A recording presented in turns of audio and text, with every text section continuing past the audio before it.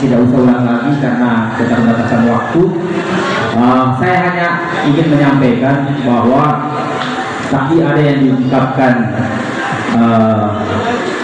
Bapak Dinas Perikanan, makan ulun di Burue, Masulape di Jalunge, kemudian Matop dari Kasih, engkas di Tambana, Makita Pak Banuai. Kenapa saya mengatakan Makita Pak Banuai? Betul, sumber daya alam yang ada di Pitung Panua pada khususnya dan pada umumnya Wadi itu sangat luar biasa. Tapi apa yang kita dapat dari sumber daya alam itu? Berbicara dengan padi, bukan kita yang mendapatkan. Sigrap, sumbernya kita sangat luar biasa di sini. Gabah kita dikirim ke Sigrap, Sigrap yang dapat brandnya. Jagung, kita juga salah satu produsen jagung yang luar biasa di Sulawesi Selatan. Tapi yang brandnya yang dapat siapa? Jagung kita dikirim ke Gorontalo. Perikanan, jangan salah, perikanan kita luar biasa, 103 km, 16.000 tawar dan asing. Tapi yang nikmati apa? Pangkep, boluna pangkep. Padahal boluna boleh siwa, boleh bola, boleh wajah. Nah, ini kenapa saya mengatakan bahwa maksud kita Pak Banuai. Nah, disinilah peranan pemerintah, akademisi, kemudian legislator untuk melakukan suatu inovasi, kreativitas sehingga kita bisa merasakan manfaat yang sangat luar biasa ini. Berbicara di Pitung Panua dengan 27 desa dan kelurahan, berbagai potensi yang ada mulai dari Jauh Pandang sampai dengan Laua, itu potensinya sangat berbeda, Pak. Dan mereka punya potensi yang sangat luar biasa. Adik-adik yang KKN di Buriko itu luar biasa. Di sana kebun, ada lautnya, ada tambak. Nah, tinggal bagaimana. Kalau saya tidak muluk-muluk tentang Pitung Panua, saya berharap Pitung Panua ini bisa kembali seperti 20 tahun yang lalu. Kenapa 20 tahun yang lalu Pitung Panua? Saya rasa Ibu Armayan, kemudian Kakanda Asri Jaya, Pak, sangat tahu. Kita pernah dikenal bahwa Siwa ini adalah daerah dolar. Karena kenapa? Sumber daya alam yang ada bukan hanya di potensi yang ada di daerah kita, di Tenggara, Luwu, pada rata-rata datang ke sini. Rata-rata datang ke sini, simpan barangnya. Tapi kenapa tiba-tiba dengan adanya perubahan pembangunan, tiba-tiba itu hilang? Ini adalah pertanyaan yang harus dijawab kita semua, terutama rekan-rekan di akademisi. Ada apa? Bagaimana caranya mengembalikan itu? Ini yang sangat penting. Kami sebagai anggota dewan tentunya sangat merespon dan mengawal, dan karena tujuan kami ini hadir sebagai perwakilan rakyat, bagaimana masyarakat petani, pekebun, pertanian ini bisa sejahtera dan merasakan bagaimana nikmatnya sebagai petani. Ini yang harus kita lakukan. Maka dari itu, memang dalam Undang-Undang 2005 nomor 4 kalau tentang rencana pembangunan nasional itu ada 5 hal pendekatannya. Pendekatan pertama adalah teknokrat, politik, kemudian partisipasi bottom up, kemudian top down. Dan ini memang yang saya lihat belum berjalan dengan baik dan optimal, sehingga sangat jauh apa yang kita harapkan. Padahal perlu kita ketahui, if you fail to plan, you fail. Jika Anda gagal dalam berencana, maka Anda berencana untuk gagal. Ini sangat penting. Perencanaan ini sangat penting, Pak. Bagaimana kita melibatkan seluruh stakeholder sehingga bisa bersama-sama berpartisipasi, memikirkan bersama-sama sehingga potensi-potensi itu bisa kita manfaatkan dan kita rasakan. Jangan kita menjadi penonton di rumah kita sendiri. Dan ini yang terjadi. Berbicara integrated farming, 10 tahun yang lalu saya sudah lakukan ini. Bagaimana saya padukan perkebunan, peternakan, kemudian tambak, dan sawah.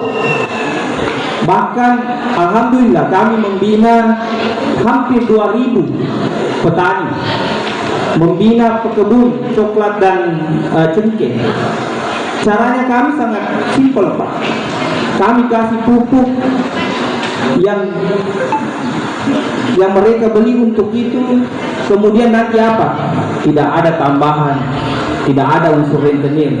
Tapi apa yang kami lakukan adalah kami cuma berharap kepada petani bagaimana petani menjual kembali cengkeh dan coklatnya di tempat kami sendiri. Dan alhamdulillah sampai sekarang bisa bertahan. 20 tahun yang lalu sampai sekarang kami bisa bertahan dengan sistem seperti itu. Kita putus mata rantai sehingga harga cengkeh yang ada di Jakarta dan ada yang di sini hampir sama, Pak. Cuma beda Rp1.000 dan Rp500. Ini luar biasa loh, Pak. Di sini ada salah satu toko kita yang mampu menyaingi pengumpul-pengumpul Cina yang ada di Makassar dan di Jakarta. Mereka betul-betul ngambil sumber daya manusia, sumber daya alamnya dari Sindai, dari Bone, dari Buru, dari Tenggara, ditampung di sini. Cuma apa yang perlunya tadi yang disinggung tadi Ibu, bahwa bagaimana kita membangun industri. Ini sangat penting. Kita punya potensi coklat. Adakah pabrik coklat di sini? Kita cuma kirim ke Jakarta, ke luar negeri. Kita punya Bandeng, kita punya Tembang, kita punya Lure. Adakah industrinya di sini? Tidak ada. Kita hanya kirim ke Pangkep sana, Pangkep yang nikmat. Kita punya beras, gabah yang sangat luar biasa. Bagaimana industrinya di sini? Industri kita RPC sudah ketinggalan teknologi. Kalau saya Bu, sarankan ini RPC ini jual aja itu besi-besiannya, tidak ada gunanya. Jual aja, tapi jangan dijual tanah dan bangunannya. Bagaimana kita olah lagi, berinovasi sehingga itu bisa menghasilkan sumber PAD yang luar biasa. Apa? Misalnya kita kan punya pabrik-pabrik kecil. Bagaimana di sana bisa menjadi desi gudang? Desi gudang yang kerjanya seperti Bulog, Pak, dan membeli beras-berasnya pedagang-pedagang pabrik-pabrik kecil, kemudian kita olah, proses, bisa menjadi beras yang super premium. Tentunya pemerintah tidak khawatir masalah pasar. Pemerintah punya jaringan yang sangat luar biasa. Jakarta, Jakarta, Bandung, kemudian Kupang, Papua dan sebagainya bisa dijual ke sana sehingga apa yang terjadi? Masyarakat wajib bisa menikmati dan bisa mengambil tren itu. Ini sangat luar biasa. Maka dari itu ada lagi, kita punya potensi gas. Apakah kita sudah merasakan manfaat gas selama ini? Ya di sini kan alhamdulillah ada jaringan gas. Tapi di sini kadang kita terlihat harga gas melambung tinggi. Padahal itu sebenarnya potensi sangat luar biasa. Salah satu unsur bahan pupuk 70% urea itu ada di gas. Ada di gas, Pak. Ini PR bagi kita ini akademisi. Bagaimana kita bersama-sama pemerintah memikirkan menghadirkan pabrik gas, pabrik pupuk yang ada di Wajo. Karena kenapa kita sudah 70% ada bahan bakunya di sini. Sisanya 30% tinggal kita beli dari luar. Memang kalau kita berharap sama pemerintah untuk investasi sangat luar biasa, yang sangat sulit karena ini triliunan. Tapi bagaimana kita mencoba untuk memanggil investor? Saya yakin dan percaya investor akan melirik dan sangat tertarik dengan hal ini.